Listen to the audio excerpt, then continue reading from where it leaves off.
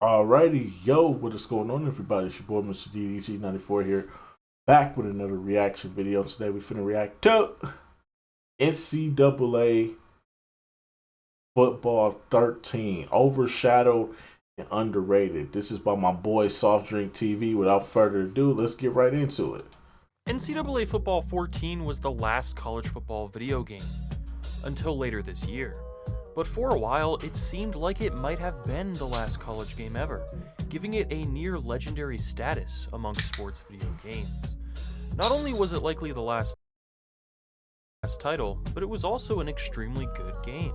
It's one of the greatest EA Sports football games ever made. Usually the last game in a popular series becomes almost mythical. ESPN NFL 2K5, College Hoops 2K8, NCAA Basketball 10, etc. But what about the titles that release right before the last ones? Games like ESPN NFL Football, aka NFL 2K4, College Hoops 2K7, and NCAA Basketball 09 are all awesome games as well, overshadowed by their slightly younger brothers. And that's exactly the case with NCAA Football 13, a game few discuss today as it's been heavily overshadowed by 14, but for a select few, 13 is actually considered the better game. With much more in-depth recruiting, slightly different gameplay, and the Heisman Challenge mode, 13 offers a slightly different experience that might just be better than NCAA Football 14. Let's take a deeper look at NCAA Football 13, the forgotten, yet underrated precursor to the most popular college football video game ever made. NCAA Football 12 was a really good college football game. Team Builder was added for the first time, and gameplay took some steps forward as well. But back then, a common complaint for NCAA 12 was that the game was too easy and played more like an arcade football title than a simulation one. So EA got to work. For 13, they added 20 new quarterback dropbacks, 25 new pass trajectory zones compared to just one before, 8 new quarterback in-pocket sack avoidance moves, wide receiver awareness icons, more pass animations for things like shovel passes, the ability to abort play action after the snap, the ability to pitch while being tackled, new hot routes such as block and release, over 430 new catch animations, and improved defensive AI. The improved AI included much better play recognition, so running the option wouldn't be as easy, and throwing downfield was actually tough. It wasn't overpowered though, as somehow EA was able to make defense more aggressive while also making sure players had to have their head facing the ball in order to make a play on it. This is something EA has regressed in, as in Madden 24, defenders constantly make blind plays on the ball. Throwing off your back foot in NCAA 13 would cause the ball to come out wobbly and inaccurate, and with the new quarterback dropback animations, it was best to let your QB drop back himself rather than hold your stick back. This was probably the closest EA ever got to replicating the simulation style of gameplay seen in games like All Pro Football 2K8, and while the animations in 2K8 were a lot better, for an EA sports game, the gameplay in 13 is some of their best work. In NCAA Football 14, options are overpowered, but arguably more fun. In 13, the defense reads them better, making them less effective but more accurate to real life. If 14 has become too easy for you, 13 is a bit more challenging. Defensive logic is better.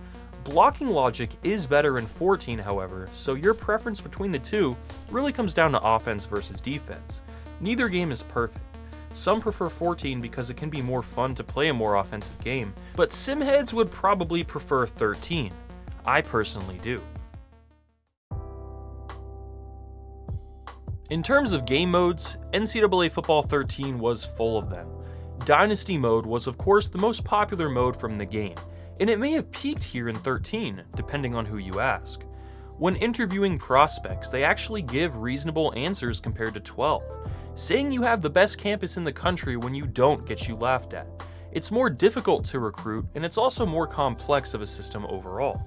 While 14 simplified the process, making it easier and faster, 13 had many more recruiting options to take advantage of. If you like something more detailed and realistic, recruiting in NCAA Football 13 will give you that.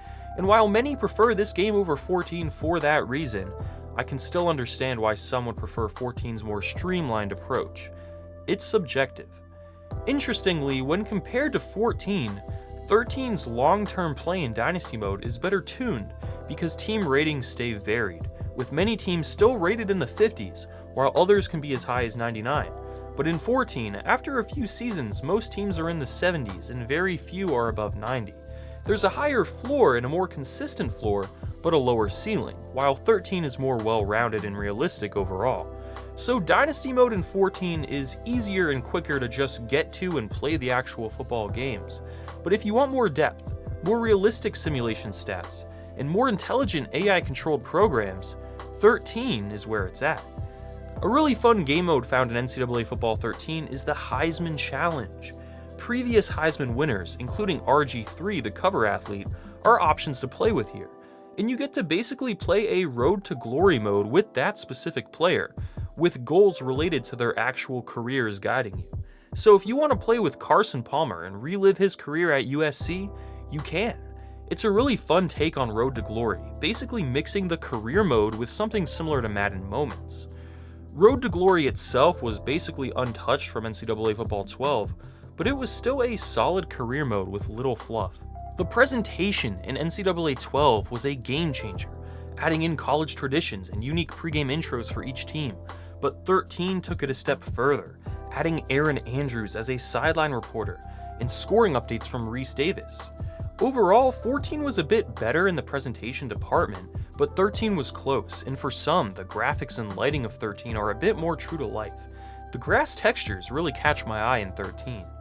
The rosters in 13 are a lot of fun to play with. The USC team with Matt Barkley, Robert Woods, and Marquise Lee. South Carolina had Clowney and Marcus Lattimore pre-injury. Geno Smith and Tavon Austin were lighting it up at West Virginia. Monte Ball was going off at Wisconsin. Aaron Murray was at Georgia, Sammy Watkins at Clemson. Denard Robinson, NCAA 14's cover athlete, was electric at Michigan. Keenan Allen was on California, DeAnthony Thomas at Oregon, AJ McCarron, Eddie Lacy, and Amari Cooper were at Bama. Le'Veon Bell was showing nice vision at Michigan State. And of course, OBJ, Jarvis Landry, Zach Mettenberger, and Barkevious Mingo created a nice core at LSU. So many great players and teams were in this game. At the end of the day, both NCAA Football 13 and 14 are great games, but I can't help but think that 14 might just be a little overrated since it's the last game in the series, at least until later this year. NCAA Football 13 is a more difficult, challenging, and complex game, with a more simulation-centered focus to gameplay and more depth overall to Dynasty mode. Many will still prefer 14 for being easier to play and more streamlined overall, but simheads will likely prefer 13, and for many, this game has flown under the radar as it's been heavily overshadowed by 14 for years. Coming from NCAA Football 12, 13 took some massive steps forward with gameplay, and while NCAA 14 may have slightly regressed in some areas such as defensive AI, it was also a great game, and it really makes you wonder just how good this series could have been had it been able to continue. Would NCAA Football 15, 16, and 17 been even better? Probably Or not. would this series have fallen off in the same way Madden has? Regardless, it always felt like EA put a bit more passion and effort into these college games, and we can only hope that trend continues with College Football 25. If not, well, you can always go back and give NCAA Football 13 another go. For many, it's the greatest college football video game of all time. For me, I'll stick with NCAA 06 as my favorite, but 13 is probably my go-to choice for a 7th generation college football game, and it's a whole lot cheaper than 14. Thanks for watching. Yeah, man. We getting hyped, man. We getting hyped for NCAA football. NCAA college football 25 is coming. I'm definitely gonna be buying that. We definitely gonna be doing the series with that. Yeah. NCAA 13. I did play this. I want to say the one I played the most was probably NCAA football 11. That was the one I played the most, was 11. 13, I had a little bit of experience with it, but not a lot. Solid games. Felt like any other football game that they was releasing around that time. It all felt the same. But I did notice the defense was way OP in this game, which is why they played it for a little bit. I did remember the defense being way OP in this game, which was a good and bad thing. But yeah, man, that's just gonna about do it for this one, man. I'll see y'all in the next video. Till then, peace out.